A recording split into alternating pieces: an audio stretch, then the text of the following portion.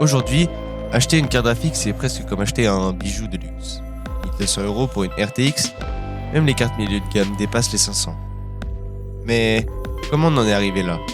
Pourquoi ce qui coûtait 200 € hier en coûte 3 fois plus aujourd'hui? Dans cette vidéo, on va remonter l'histoire, explorer les vraies raisons derrière cette explosion des prix et voir si un retour à la normale est possible. Bienvenue sur Tech Chronique, l'histoire derrière la technologie. Il n'y a pas si longtemps, une GTX 1060 ou une RX 580 suffisait largement pour jouer en 1080p. Le tout pour 200 à 250 €. C'était la norme. Les cartes haut de gamme existaient, mais elles n'étaient pas indispensables. Et surtout, elles n'étaient pas vendues à 1500 €. On changeait de carte tous les 3 ou 4 ans et personne ne vendait un rein pour jouer à Cyberpunk. Puis 2020 est arrivé. Et avec lui, la tempête parfaite. D'abord, la pandémie. Les usines ont ralenti ou fermé, les composants sont devenus rares. Ensuite, le boom des crypto-monnaies. Les mineurs ont acheté en masse des cartes graphiques pour miner de l'Ethereum.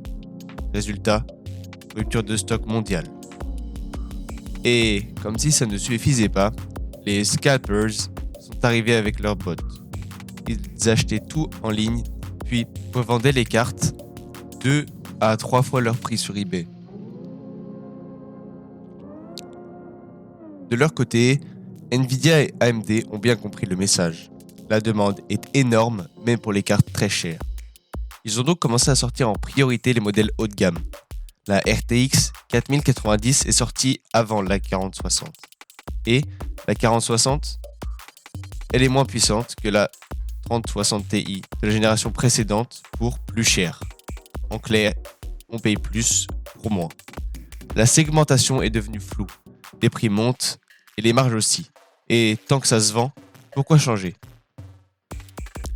Pour beaucoup de joueurs, le marché des GPU est devenu inaccessible.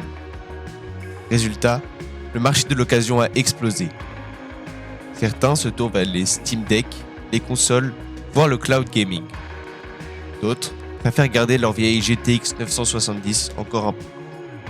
Même les laptop gamers, autrefois mal aimés, deviennent une alternative crédible. Malgré cela, une bonne nouvelle. Le minage crypto a ralenti. Les stocks reviennent. La concurrence reprend. Mauvaise nouvelle, les prix restent élevés. Pourquoi? Parce que le prix normal d'une carte graphique a déjà changé dans l'esprit du public. Ce qui coûtait 300 € il y a 5 ans est maintenant vendu 600 €. Et on s'en est presque habitué.